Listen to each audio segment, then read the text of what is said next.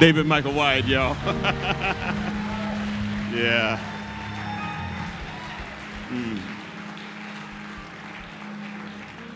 I feel like I need to finish that story that David started when he said I kicked him out. Let me tell you how it worked. Really was. So when there's an eagle in a nest, right? When there's an eagle in a nest, the only way the eagle can ultimately experience being an eagle is as when it leaves the nest, right? Show the eagle some love, y'all. Show the eagle some love, all right? Can't he fly?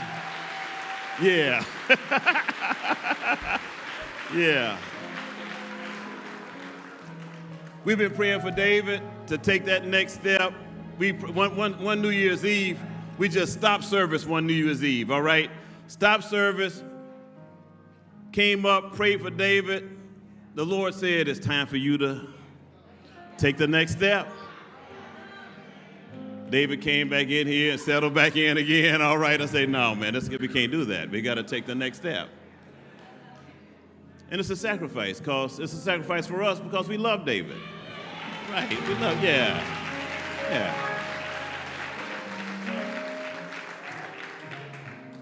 But the one thing Juanita has been helping us with, and my therapist has been helping me with, is how do you let go? And how do you let go without being angry? You see, there are always two ways to leave. You can leave in anger and you can leave in love, all right? Am I right about that? So often, because we don't know another way, we just get mad so we can be mad at you on your way out. When we should be saying, oh, I love you so much as you go, right? And it changes the paradigm. It changes the paradigm. I mean, all of the atmosphere around that departure. And then the beautiful thing happens that I wish I had known maybe in years 1 through 28.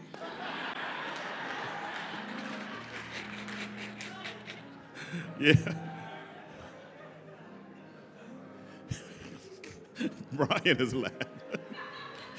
But in years 1 through 28, I didn't have the tools to let you go down the street without limping. Right? So I, in not knowing, wounded many people. Yeah. So as we grow up, and that's what happens, man. I'm 66, but I'm still growing up, y'all. Yeah.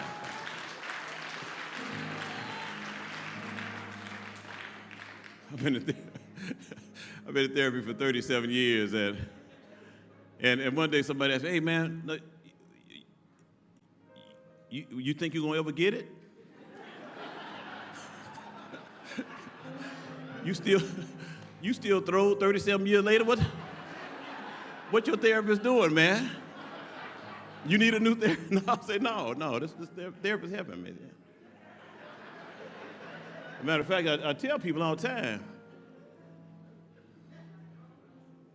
the world is a better place and a hell of a lot safer because of Jesus and my therapist. Am I right about that? Yeah. Yeah, man. But I got to tell you this. In 2004, my dad died. And it was a hard time for me as my business partner, my friend. Taught me all of the best stuff and taught me some of the worst stuff. And all of it came together for good. And that Sunday, so we eulogized him on the 8th, that weekend, and the following weekend, and I was thinking, man, I think we need to laugh. So on that Sunday following July 4th, I called a friend, his name was Marcus D. Wiley, and I say, hey, man, we, I don't know if you've done this before, but instead of a sermon, we're going to laugh. Yeah. And he came, and we laughed, and we have not stopped laughing over the past 18 years. And do me a favor and show my friend, my brother, some love, Marcus D. Wiley, all right? Yeah. Yeah. 18 years.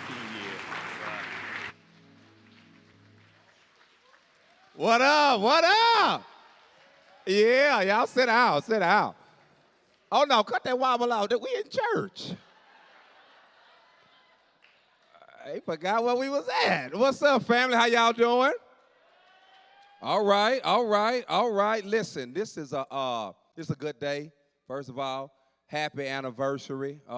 This is amazing. Yeah, yeah, yeah. I was here for about I think 13 or 14 years. Yeah, for 13, 14 years. I didn't get kicked out. Yeah, you ain't kicked me out. I moved far away from the church because when I was a member here, I lived on Holman. And when we moved out in the suburbs, you know, they say Jesus everywhere. And so I found a church out there that's Save Gas, and that's where we've been. But, man, it's good to be here. It's good to be here. David, Michael Wyatt, Brian Courtney Wilson. Hey, a lot of talent has come out of this church. A lot of talent.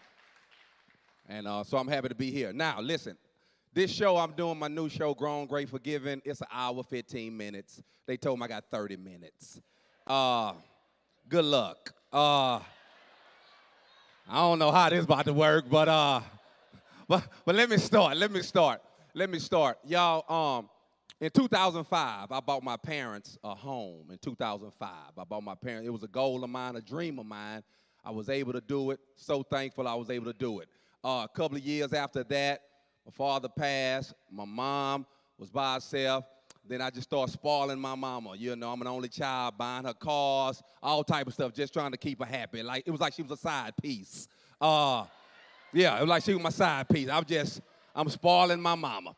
And then one day, my mama say to me, "What are you gonna do when them churches stop booking you?" I say, "Why would you say something so mean like that? Here I am spoiling you with all these great things." And she gonna say, "What am I gonna do when these churches stop booking me?" Now, I ain't gonna lie, I never thought the church would stop booking me. Hey, Brian, I felt like if I just stayed scandal-free,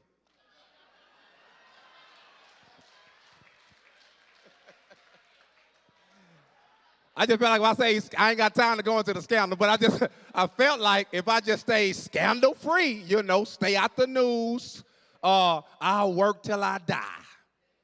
And then 2020 showed up. It was March 16th. We get the news that they have shut the entire country down. Now, at first, I wasn't tripping because I had money saved for a rainy day.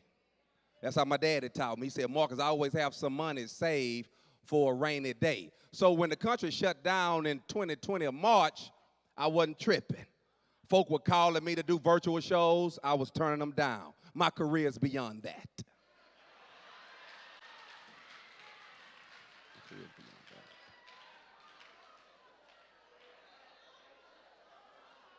Everybody now was trying to book you for birthday parties, anniversaries, divorce, for all this type of stuff.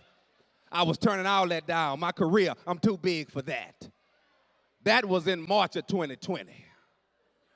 Then July came.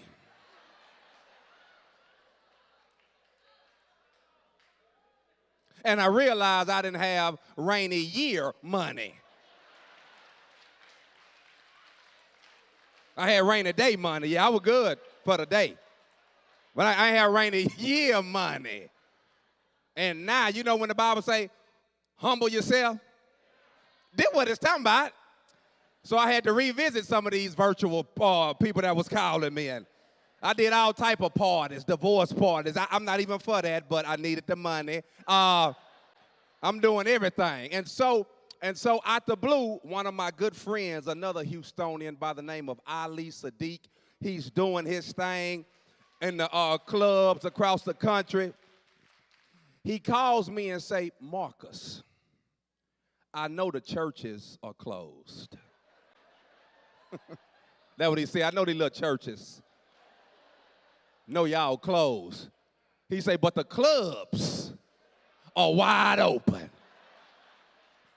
I mean, go figure. During a pandemic, the church closed, but the clubs open. He say, look here, I know I can't pay you like you get paid in the church, but you can come make some money with me in these clubs. Now, I'm not going to lie, Dr. Juanita, because at first I did not want to get back in these clubs. I did, because that's what we preach against. Stay out of darkness, you know, all that. Yeah. Stay out of dark, but it was some other nesses I was concerned about, you know, homelessness and foodless, and you know, all that old type of stuff. And so, you know, as a good Christian, because I'm a good Christian, so I prayed. I went to the Lord. I said, God, I got opportunity to get in these clubs. And then I just was quiet. And while I was quiet, I heard a still small voice. And it said, who can we send?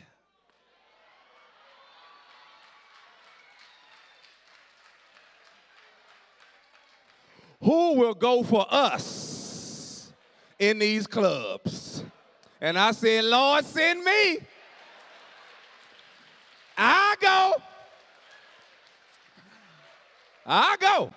So if you see a little club residue dripping off me this morning, it's because for the better part of 2 years, I've been in the improvs and the punchlines and the funny bones and the heliums. You know, now, before some of you judge, I can't see with your mask on, but I know some of you probably, you know, looking at me a little twisted. I want to let you know I represented us well in the club. Yeah. I represented us well. Yeah. Because, you know, I get off stage and they be like, boy, you was funny. You didn't even cuss. You don't cuss? And I be like, ooh, I know how. I mean, you know, I got kids, so you know what I'm saying? I know I say something from time to time. Then they be like, man, you was great. You was awesome, man. Would you like a drink? And I be like, ooh. Because, you know, good Christians, we don't drink in public. Not good Christians. No, a good Christian, you don't drink in public. Not in public. No. And if you just got to drink in public, you always tell them, hey, can you bring it in another cup? Can you put it in another type of cup? Yeah. So, watch this. So, I'm here, and the pandemic, it showed me a lot because I was able to see why is it that I did not gravitate to social media. Y'all, I'm on social media, but I'm not really active on social media. And the reason, what happened, like, what started me to turn against social media from Jump Street was back in the day, and this was when, like, just YouTube was out. Somebody had took a video of me, and they put it on there. And I'm reading all these messages. Oh, he's funny. Oh, he's anointed. Oh, he came out with church. He killed. Then it got down to about the 20th message, and somebody said, this dude is corny than a blank blank.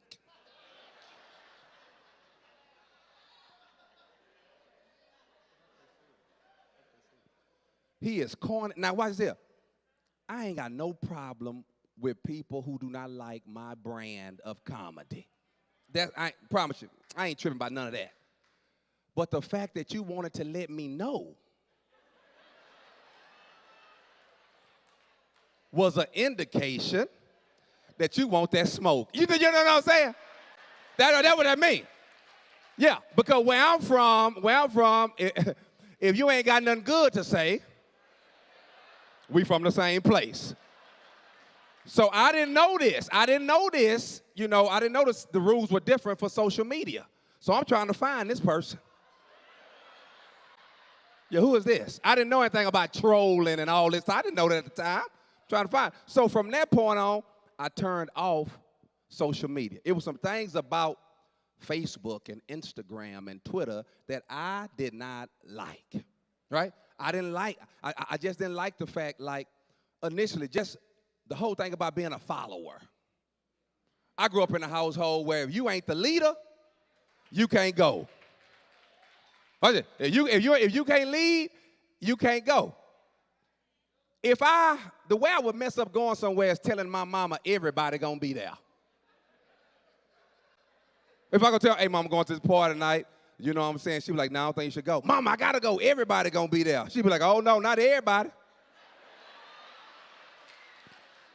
Because you ain't going to be there.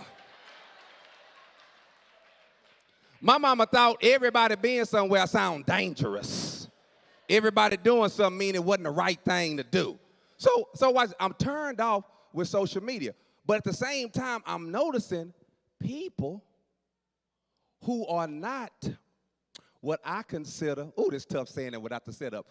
People who are not as talented. They are now rich and famous. Social media, it's possible for you to be not talented, but rich and famous. Okay. This is church. I know it's Sunday morning. Let me set it up better. My wife, Erica, she couldn't be here, y'all. She lead choir, singing, all that, trying to bring another check into the house. It's a won't he do it? You ain't lying. It's a show she watched called The Voice. Are y'all familiar with The Voice? It's a singing show called The Voice. Comes on, and on The Voice, it's 4 judges, and these are singers that are doing their thing in the world. You know, Blake Shelton and John Legend. You know all these folk. Watch this. On The Voice, their back is to the talent. So when the people come out and audition, they don't see the people because they back to them. And the only way they turn around and give them attention is if they good. Don't miss this. They back to them. They cannot be enamored by how sexy she look. They cannot be seduced by how handsome he is. The only way they give you attention is if you're good. And the thing about social media is your seats are already turned around.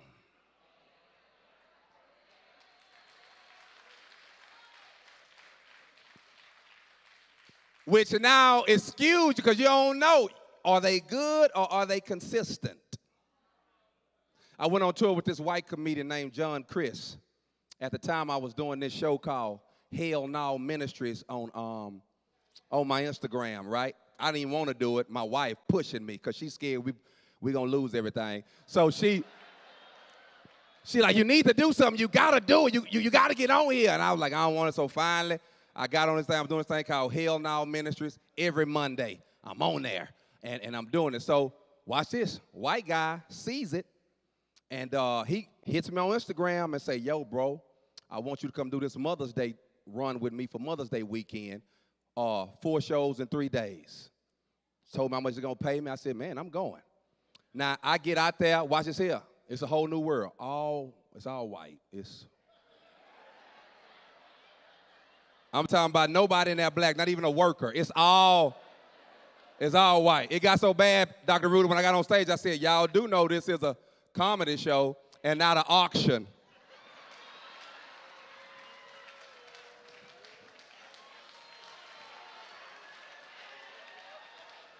I just want to make sure, because I saw Get Out, so I was like, I just want to make sure. But anyway, John shares with me, John Chris, comedian, he says, hey, I like what you're doing on Instagram. Why don't you do it more? I said, well, John, if I'm being completely honest, I don't even want to do it when I do it. I'm just doing it just to have a presence like on there. And he was like, oh, well, man, you know, if you don't really want to do it, you might want to just stop because initially, or eventually rather, it'll show. And then he said, but let me tell you this. Social media is just like your girlfriend. And Marcus, you talking to your girl once a week. And these other people talking to your girl 2-3 times a day. Who do you think your girl gonna eventually listen to? And I'm talking about, well, I hope my girl's smart. He said she not.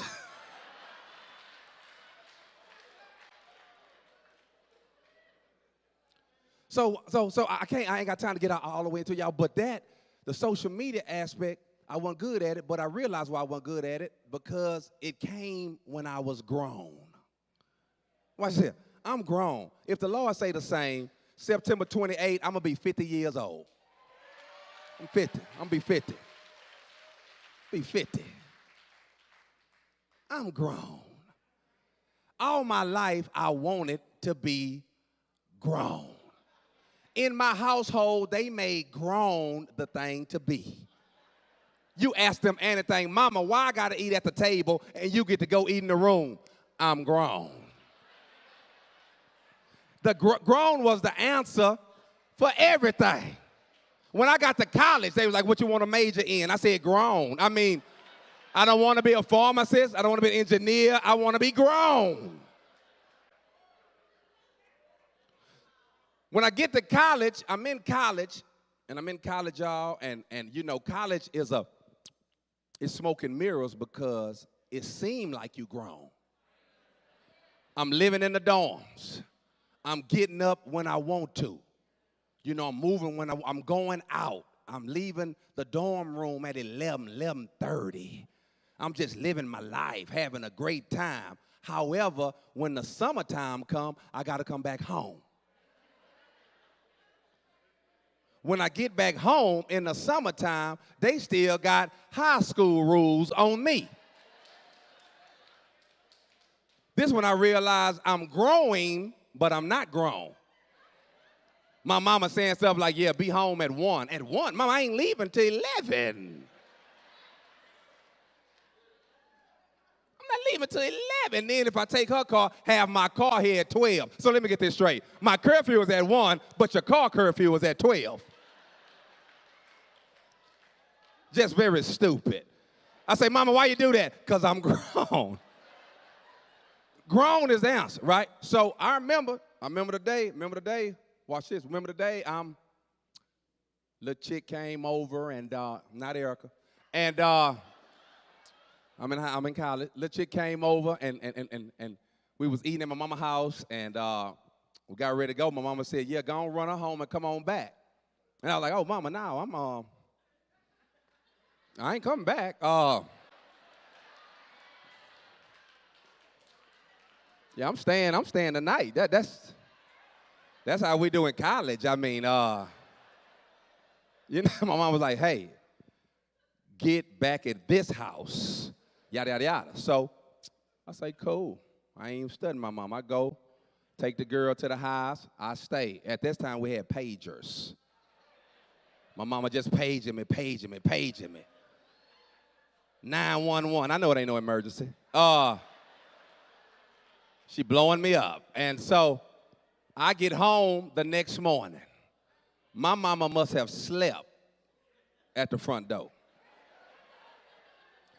I'll come in the house. I get in the house. My mama says a lot of choice words that a first lady should never say.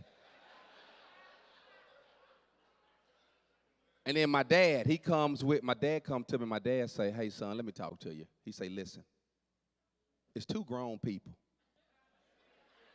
in this house. And you not one of them. He say, so if you want to be grown, he said, I ain't mad at you because I understand you're getting older, you're smelling yourself. He said, I ain't mad at you. He say, but if you want to be grown, what you need to do is move out. That's what he told me. He said, move out. He wasn't mean. He wasn't yelling. He wasn't saying none of that stuff my mama was saying. He just said, move out. Y'all, I got on the boom, found me an apartment right there on Sophomore and Ennis. Right around the corner from the school. Get me an apartment. My mama, she crying. I just don't think you should be moving out. I don't think you ready. All that cussing she did just 7 days ago. All that cussing she was doing. Now she crying. I just don't think you ready. All that cool. Y'all, but when I got my own apartment, I realized, oh, wow, I didn't know groceries. I didn't know they didn't come with the apartment. Like, no, I'm just saying, because I know a lot of people here won't be grown. I didn't know they didn't come with the apartment. So I'm going to Fiesta now. I didn't know Tabasco sauce cost this much. I didn't know Charmin and Bounty. You know, those are the brands that they use at my mama's house. I didn't know these costs. So what I started doing, I started going to my mama's house while my daddy was at church and my mama was at work, taking the stuff out their pantry. This went on for about 2 good months. Dr. Rudy, I went over there this last time, got my little mama with me. We get to the door.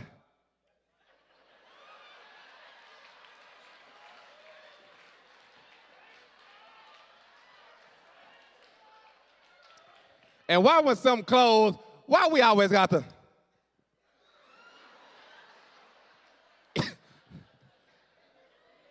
I go next door. Ain't no phone, we got pages. I go next door. Ask the neighbors, can I use y'all phone? The girl I'm with, you sure you live here? All that old type of stuff. Calm down. I go ask the neighbor, can I use phone? I call my mama. I said, Mama,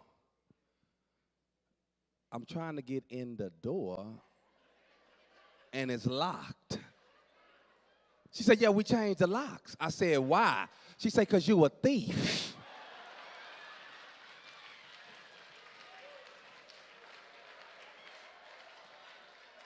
You a thief. And it was either change the locks or call the laws. You wanted to be grown, be grown. This is her talking. So I realized at that time, grown was when you are on your own.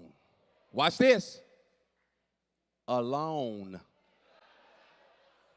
And don't need a loan. Okay. Some of y'all ain't got it. You grown when you on your own, alone, and you don't need a loan. So even though I wasn't living at home, I still wasn't grown. As it moved on, got my stuff together, graduate from school, all this old type of stuff, yada, yada, yada, yada. Now I'm grown. Watch this here. Those things that they told me, grown, on your own, alone, don't need a loan, I'm there now. Yeah, I'm there now. And now it's a new definition for grown. Grown is when you're not influenced by pop culture. This is why, hold on. This is why I wasn't good at social media. I don't care. I didn't do, they have all these challenges. Mannequin challenge. Ice bucket challenge. All these challenges. My challenges is Reliant, Centerpoint, Ford Motor. My challenges is different from these. I don't care about these other challenges. And so I had to go pull from my uncle. Y'all, I got an uncle named Terry. Uncle Terry, right? He one of my only uncles still living. My Uncle Terry was the man in the 80s. Listen, the man. And Terry, in 2022, is still the man in the 80s.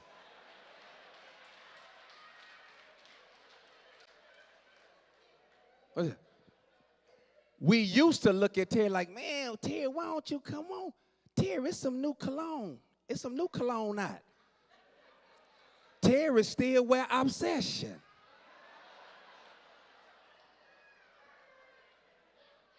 But watch this here. You talk to him, he say it still smell good. I mean, they still make it. Terry still Turkish link, nugget rings, flat herringbones. He ain't into that new stuff. I used to laugh at him, but now I'm like, I get it. He grown. He's not influenced by pop culture. He look at us like, man, it got to be tiring chasing all this new stuff. Terry still got his same car from the 80s. Both of them. They ain't stole his catalytic converter.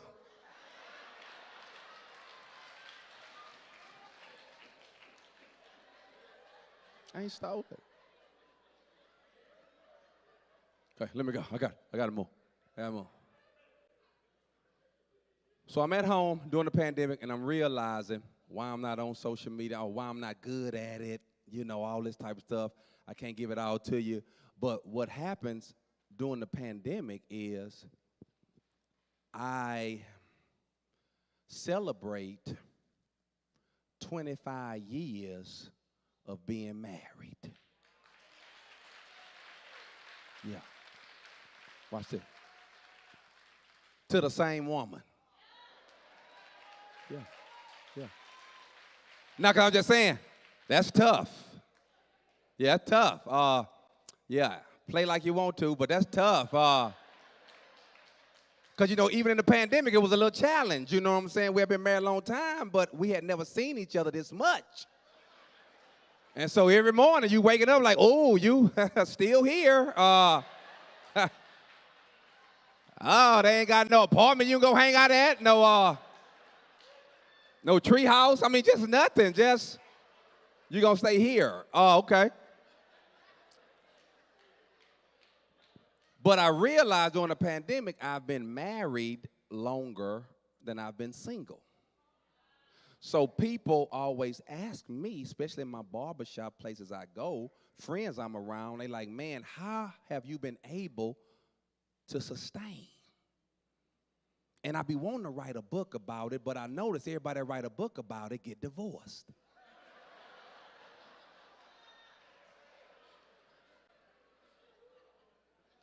I don't know if the book is being arrogant. I mean, I don't know what it is, but I'm nervous to write a book, right? Because I don't know if the book is saying I got this together, because I don't. So that's why I don't be want to make no money off of something that I know deep down inside I ain't really got together. But watch this. I get a DM from a lady during the pandemic that says, hey, Marcus, love your comedy. I was wondering if you can counsel me and my fiance. I hit the lady back, hey, thanks for the support. However, I'm not a counselor. And because I'm a Christian, you got to leave with a good tag, so I said, be blessed. Yeah. That's what you do when you're a Christian, be blessed. She hits me back again, David, and says, hey, I listened to you on the radio. This one was on KTSU. I listened to you when it was on the radio. I love how you talk about your relationship with your wife. And I think me and my fiance can benefit from your wisdom and your knowledge. I hit her back. Hey, thanks for listening. However, I'm not a counselor. Stay encouraged. You got to change it up. I'm tired of you Christians. Learn some new Bible verses. Stay encouraged. I switched it. She DMs me a third time. Brad, 3 times. This time, when she DMs me, I know it's nobody but God. Because she says, I'll pay you.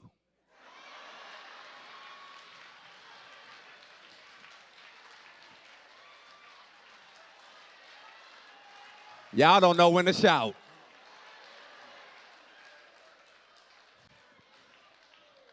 I go tell my wife, I said, babe, a lady just DM'd me, want me to counsel her and her fiance.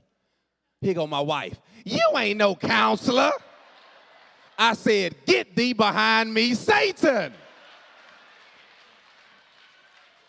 She gonna be the main one, want some hair, want some lashes, want a purse.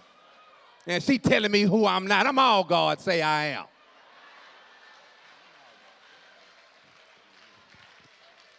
It's always the people close to you.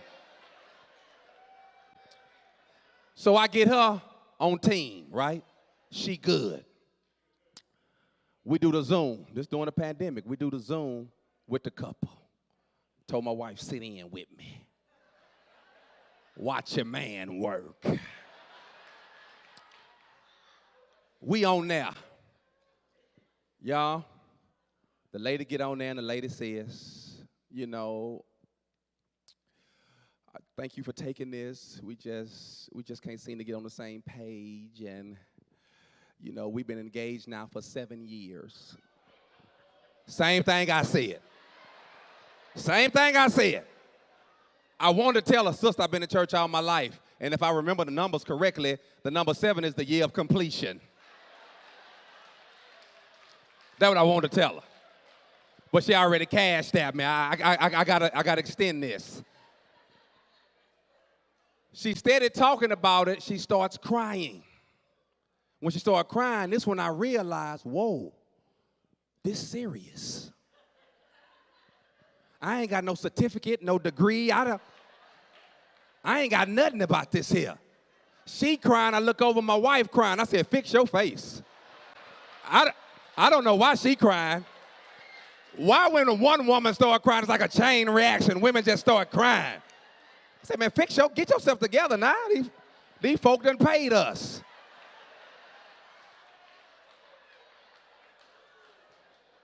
Watch this. Watch this.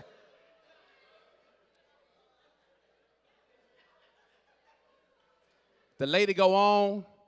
I'm listening to her. I'm trying to find a place to jump in. Finally, she says, I just want my relationship to look something like yours.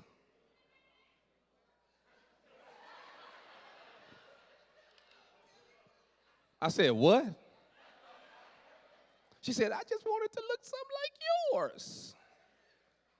And I told her, I said, ma'am, first of all, I be lying when I'm on that radio. I be lying. I'm lying. It's a lie. I say, but second of all, you want your relationship to look like year 25. I bet you don't want 5 through 7.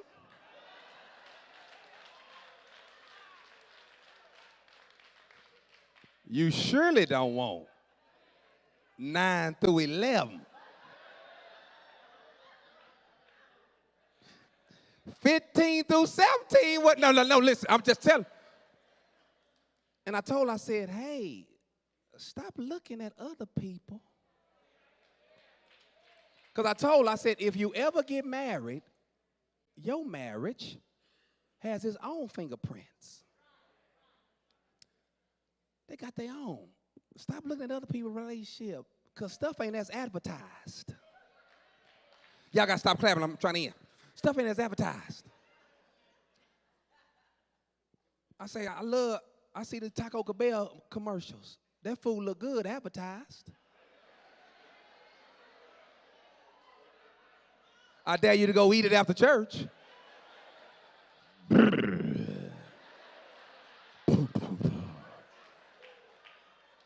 I dare you to go eat it. Here it is. I end with this. Y'all, I have to learn how to say my relationship is not on that level yet. Watch this. My relationship is not on that level yet. Like when I see some of y'all that I like. My relationship just ain't on, nothing's wrong with my relationship, B. My relationship just not on that level yet. I end with this story. Y'all, I have been married for 3 years, and I worked on staff at a church. I've been married for 3 years. I worked on staff at this church. And I'm working on staff at the church, and another man working on staff, he had been married 30 years. So he comes to work this particular morning, and he says, hey, I'm going to buy my wife. I just bought my wife a brand new Lexus. So for lunch, I'm going to take her to go get it. We'll go to lunch. Coming back, I'm going to be a little late. I said, well, go ahead, pimp. Do your thing. He go to lunch. I'm at the church at work waiting for him to get back. When he get back, I couldn't wait. I was like, man, how was it? He said, oh, man, she loved the car.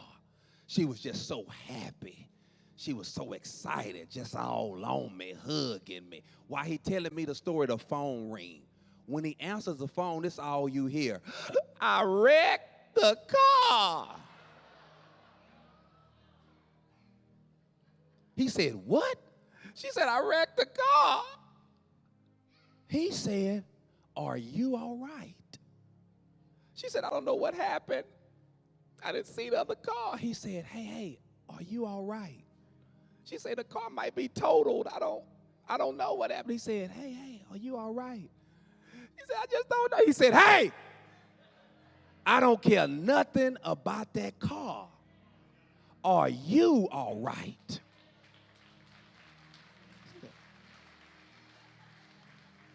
I said, wow.